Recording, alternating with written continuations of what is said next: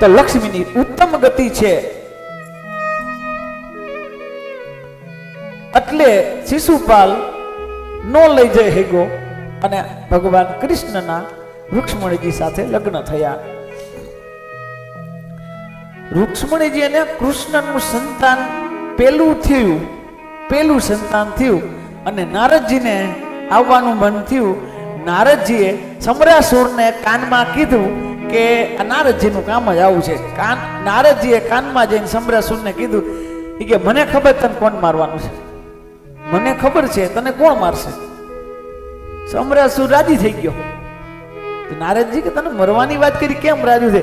એ હમણાં તલવાર લઈ અને મારી જ નાખું, તમે જલ્દી મને નામ દો, મને કોણ મારશે?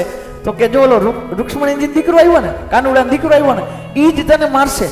હવે ઓલો બિચારો જન્મ થયો ત્યાં તો સમરાસુર એક નાનું એવું રૂપ ધરી અને પછી જેમ પૂતનાએ મોટું રૂપ લીધું એમ સમરાસુરે, આવો કિરણબેન પધારો, આગળ પધારજો.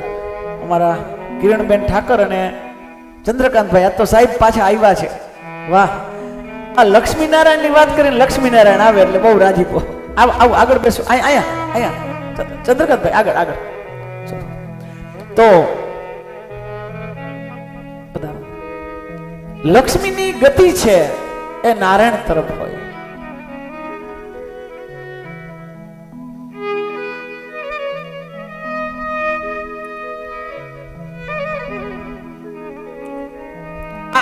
કૃષ્ણનો આ દીકરો તને મારશે, કૃષ્ણનો આ દીકરો તને મારશે.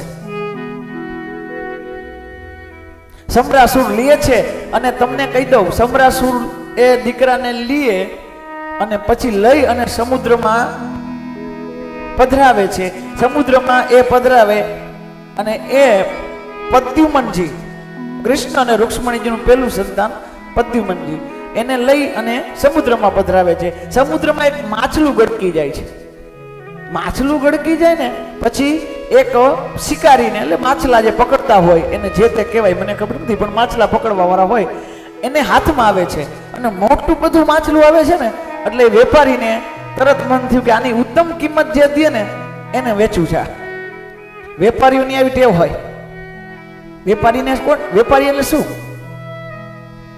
જે થોડું દે જાજુ લે એનું નામ વેપારી. જે થોડું દે અને જાજુ લે એ વેપારી. તરત ફોન કર્યો કે શેઠ, સમરાસુર શેઠ, બોલો બોલો, તમારા ભોજન માટે મોટું અસલ મજાનું માછલું બીજા કોઈને લાયક નથી, તમારે લાયક છે, કયો તો મોકલાવું. કાંઈ વાંધો નહીં, મોકલાવું. માયાવતી એની રસોઈ બનાવવા વાળી સમરાસુરની રસોડામાં જાય, માછલાને કાપે છે. માછલાને કાપે તો ઓલું બાળક હસતું જીવતું નીકળું. હવે આવી વાત ભાગવતમાં થાય ને એટલે તમને તો ઠીક, અમને થાય કે આ સવારના પોરમાં હાઈકે રાખે, બપોરના હાઈકે રાખે, આવી કથાઓ હોય કાંઈ? એક નાનકડું બાળક એને દરિયામાં ઘા કરો, એને સમુદ્રમાં પધરાવો તો જીવે ખરી? હાલો કદાચ સમુદ્રમાં જીવે ખરી, પણ માછલું ગળકી જાય તો જીવે? માછલું ગળકી જાય તો બાળક જીવે? ન જીવે. હવે માછલું ગળકી ગયા પછી તો કેદી એના હાથમાં આવ્યો છે અને હાથમાં આવ્યા પછી ઓને રસોડામાં ચાકુથી કાપે તો બાળક મરી જાય ને. આ ચાકુથી કાપ્યું તોય બાળક જીવતું છે. પ્રશ્ન થવો જોઈએ, આવું કેમ? પણ આ એટલે છે કે આની આખી કથા કોઈ દિવસ આપણે સાંભળી જ નથી. આખી કથા સાંભળો ને તો જ ખબર પડે કે આ શું કહેવા માંગે છે. આવો ફ્લેશબેકમાં, કારણ કે ભાગવત તો ઈ છે કે ભાગવતનો એક શ્લોક વૈવસ્વત પુરાણનો હોય, એક શ્લોક ગરુડ પુરાણનો હોય, એના ભાવમાં લઈ જાય, એક ક્યાંક મહાભારતમાં લઈ જાય, એક ક્યાંક રામાયણમાં લઈ જાય, ક્યાંક ઉપનિષદમાં લઈ જાય, ક્યાંક વેદમાં લઈ જાય. ભાગવતના દરેક શ્લોકની અંદર. એટલે તમને કહી દઉં કે ભાગવતના જે શ્લોકો છે ને એ બીજું કાંઈ નહીં, વ્યાસજીએ લખેલા તમામ પુરાણો છે એનો નિચોડામાં નાખ્યું. બધાય પુરાણમાંથી હારું લઈને ભાગવતમાં નાખી દીધું વ્યાસજીએ.